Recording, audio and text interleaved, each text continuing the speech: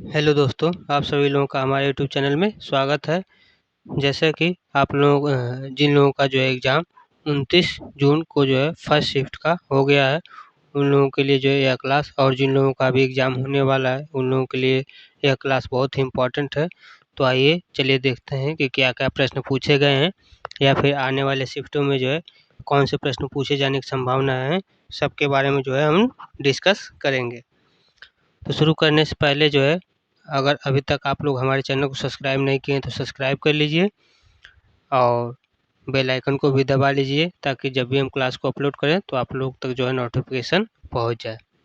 और अगर आप लोगों को जो है इस क्लास का पीडीएफ चाहिए तो आप हमारे टेलीग्राम चैनल को ज्वाइन करिए। टेलीग्राम चैनल का नाम है टीचिंग विथ गोविंद, या फिर टेलीग्राम चैनल का लिंक जो है हम डिस्क्रिप्शन में दे देंगे, वहाँ से भी आप ज्वाइन कर सकते हैं।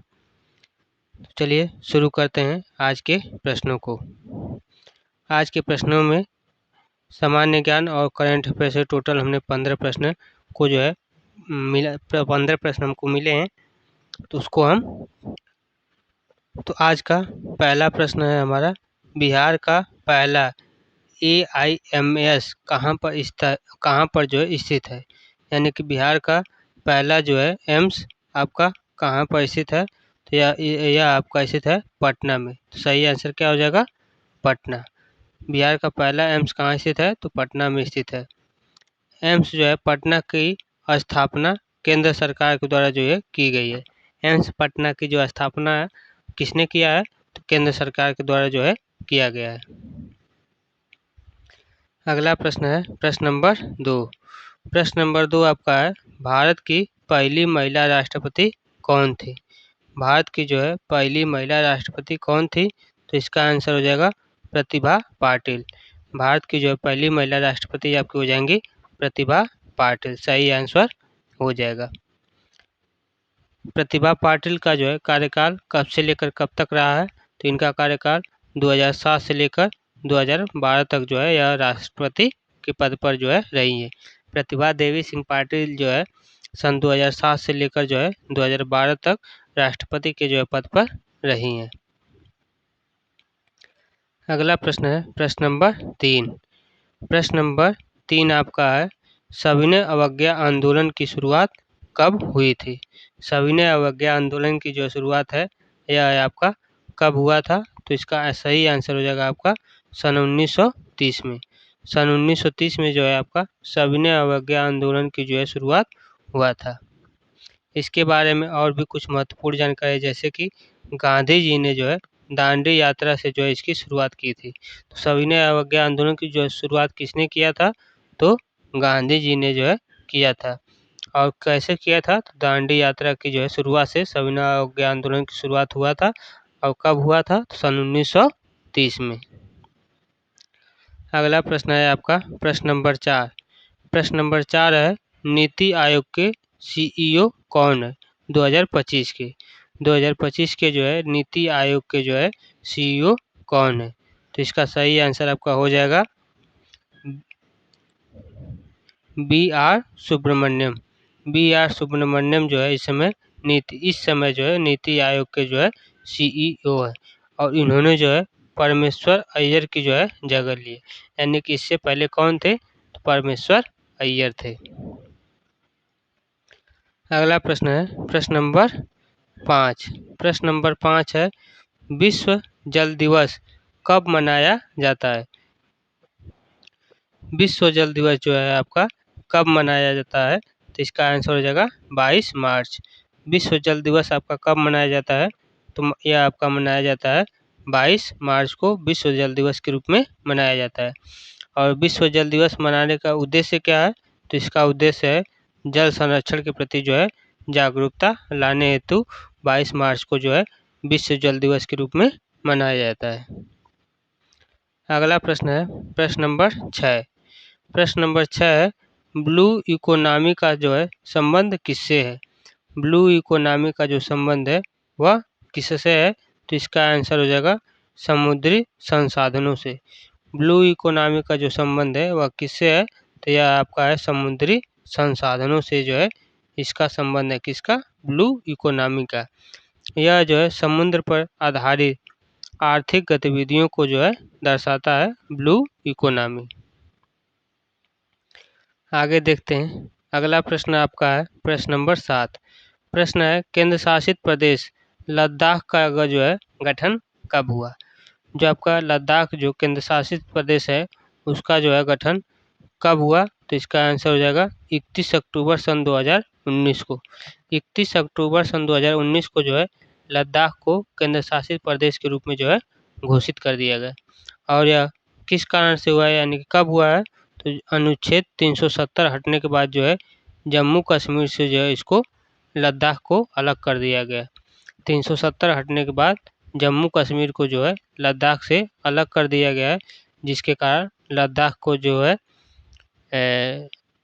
केंद्र शासित प्रदेश का जो है बनाया गया है कब, 31 अक्टूबर सन 2019 को। अगला प्रश्न है प्रश्न नंबर 8। प्रश्न नंबर 8 है वंदे भारत एक्सप्रेस किस मंत्रालय के जो है अधीन है। वंदे भारत एक्सप्रेस जो है आपका किस मंत्रालय के अधीन है, तो इसका आंसर हो जाएगा रेल मंत्रालय। वंदे भारत एक्सप्रेस जो है आपका किस मंत्रालय के अधीन है, तो यह आपका है रेल मंत्रालय, जिसमें भारत की जो है सेमी हाई स्पीड ट्रेन सेवा है। यह जो है भारत की जो है सेमी हाई स्पीड ट्रेन सेवा है वंदे भारत एक्सप्रेस। अगला प्रश्न है प्रश्न नंबर 9। प्रश्न नंबर 9 है भारत में डिजिटल इंडिया मिशन कब शुरू हुआ।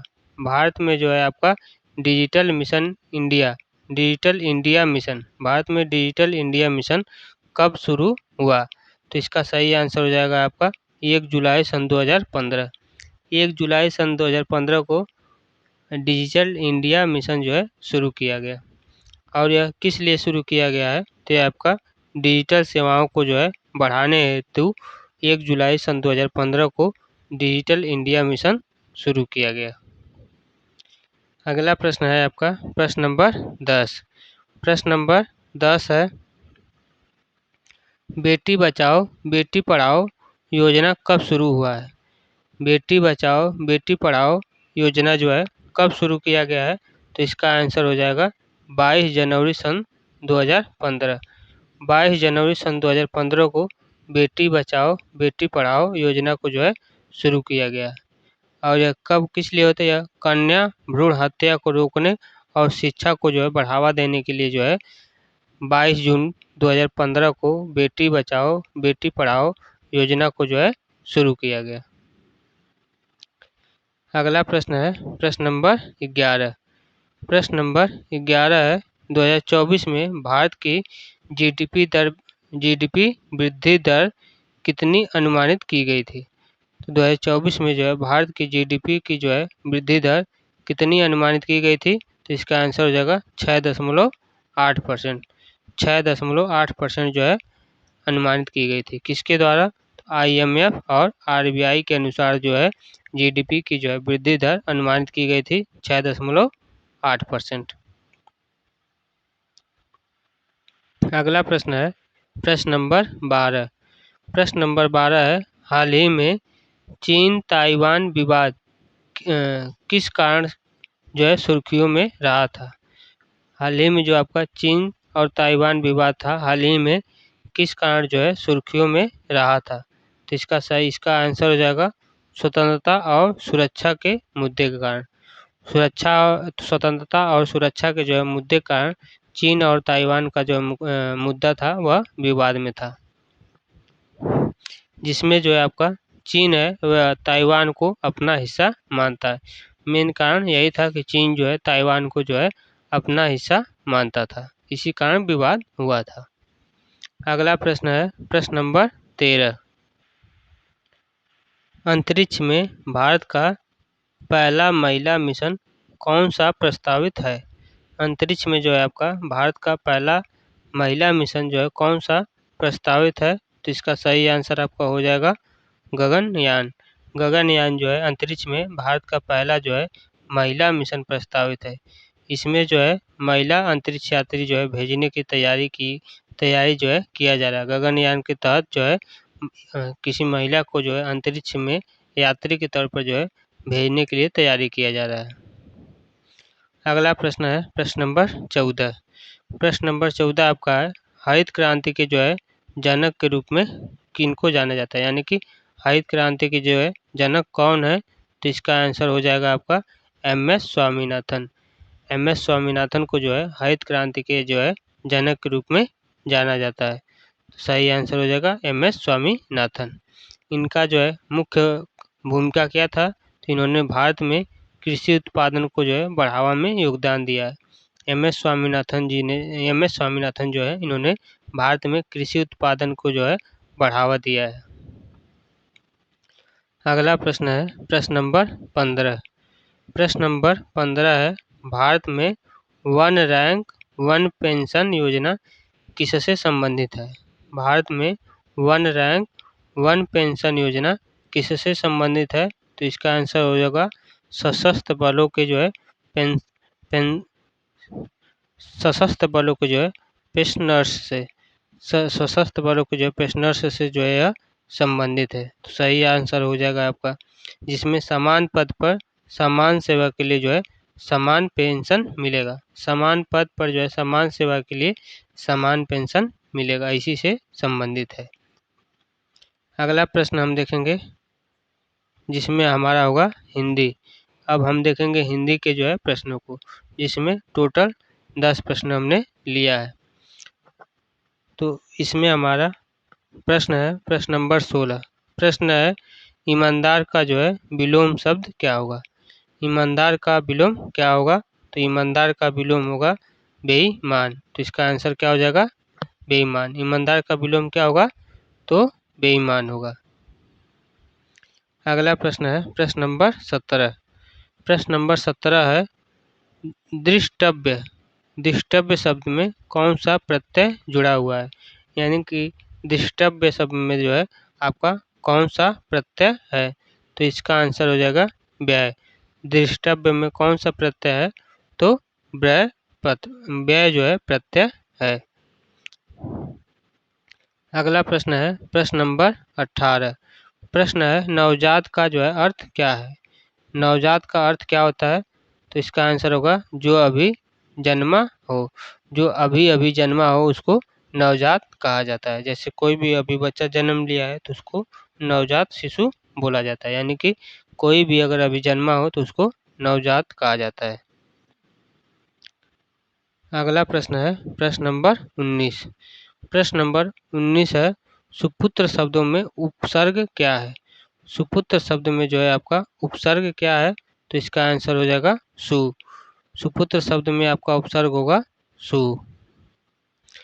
अगला प्रश्न है प्रश्न नंबर 20। प्रश्न है, द्वारपाल में कौन सा समास है। द्वारपाल में जो है आपका कौन सा समास होगा, तो इसका आंसर हो जाएगा तत्पुरुष समास। द्वारपाल में जो है आपका कौन सा समास होगा, तो तत्पुरुष समास होगा। अगला प्रश्न है प्रश्न नंबर 21। प्रश्न नंबर 21 है, हमारा देश, इसमें सर्वनाम कौन सा है। हमारा देश में जो है आपका कौन सा सर्वनाम होगा, तो इसका आंसर हो जाएगा हमारा। हमारा देश में कौन सा शब्द सर्वनाम होगा, तो हमारा जो है आपका सर्वनाम होगा। अगला प्रश्न है प्रश्न नंबर 22। प्रश्न है, सच्चाई शब्द में जो है भाववाचक संज्ञा है या फिर नहीं। सच्चाई में जो है भाववाचक संज्ञा है या नहीं, तो इसका आंसर हो जाएगा हाँ। सच्चाई में जो है भाववाचक संज्ञा है। सही आंसर हो जाएगा हाँ, यानी कि यस। अगला प्रश्न है प्रश्न नंबर 23। प्रश्न है, ज्ञान शब्द का पर्यायवाची क्या होगा। ज्ञान शब्द का जो है आपका पर्यायवाची क्या होगा, तो इसका आंसर हो जाएगा विद्या। ज्ञान का पर्यायवाची क्या होगा, तो विद्या हो जाएगा। अगला प्रश्न है प्रश्न नंबर 24। प्रश्न नंबर 24 है, शब्द प्लस अर्थ बराबर होता है शब्दार्थ। शब्द प्लस अर्थ बराबर होता है शब्दार्थ।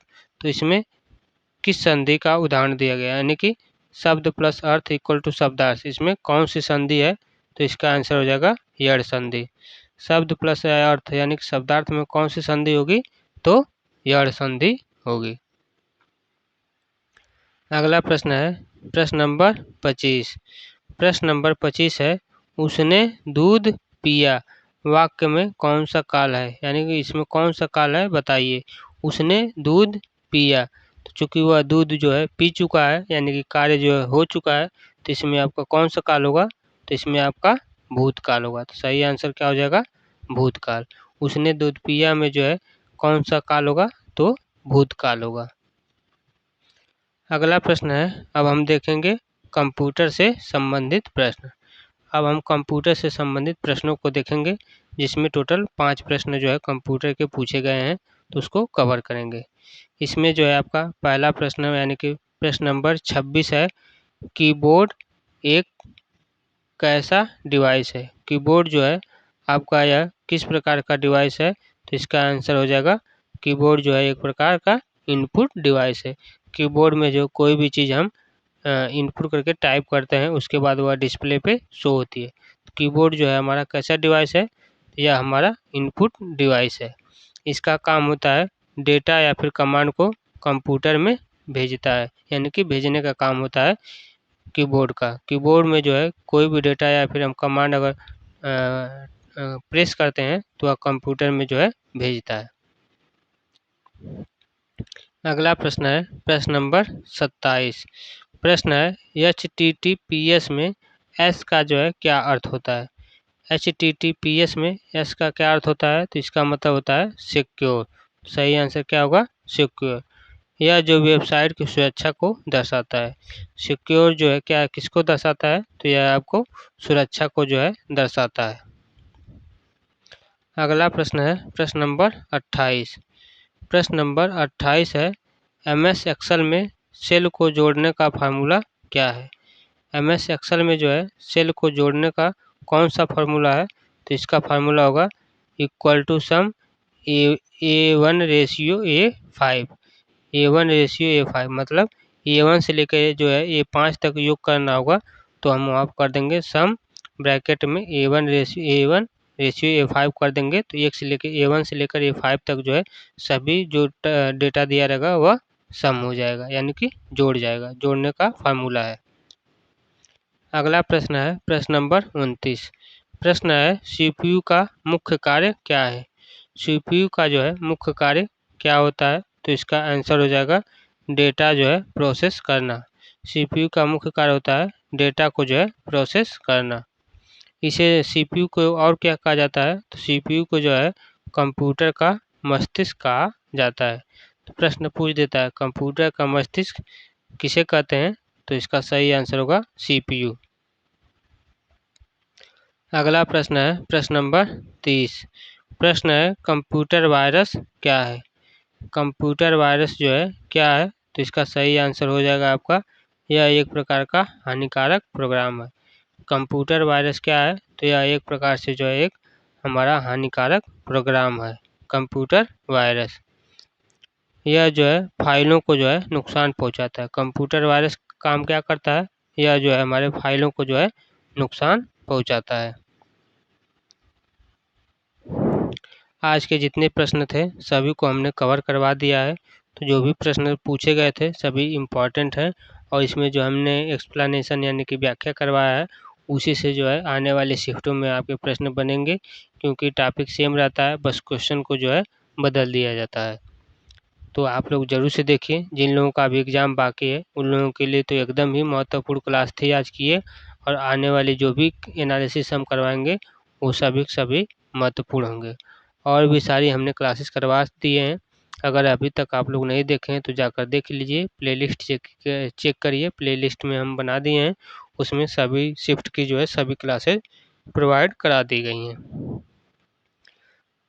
अगर आप लोगों को जो है अगर क्लास पसंद आया तो क्लास को लाइक करिए और हमारे चैनल को सब्सक्राइब करिए। और अब आप लोगों को जो है इस क्लास का अगर PDF चाहिए तो PDF के लिए आप क्या कर सकते हैं कि हमारे जो है टेलीग्राम चैनल से जुड़ सकते हैं। हमारे टेलीग्राम चैनल को ज्वाइन करिए। टेलीग्राम चैनल का नाम है टीचिंग विथ गोविंद। टेलीग्राम हमारे चैनल का नाम है। अगर आप लोग चाहे हम जो है इस वीडियो में जो है डिस्क्रिप्शन में टेलीग्राम चैनल का लिंक दे देंगे, आप वहां से भी ज्वाइन कर सकते हैं। तो जिन लोगों की जो तैयारी अच्छी गई है, अच्छा एग्ज़ाम हो गया है, उन लोगों के लिए कांग्रेचुलेसन। और जिन लोगों का अभी एग्ज़ाम होने वाला है उन लोगों के लिए बेस्ट ऑफ लक। अच्छे से तैयारी कर दिए और अच्छे से एग्ज़ाम दीजिए। तो आज के लिए इतना ही। जय हिंद, जय भारत।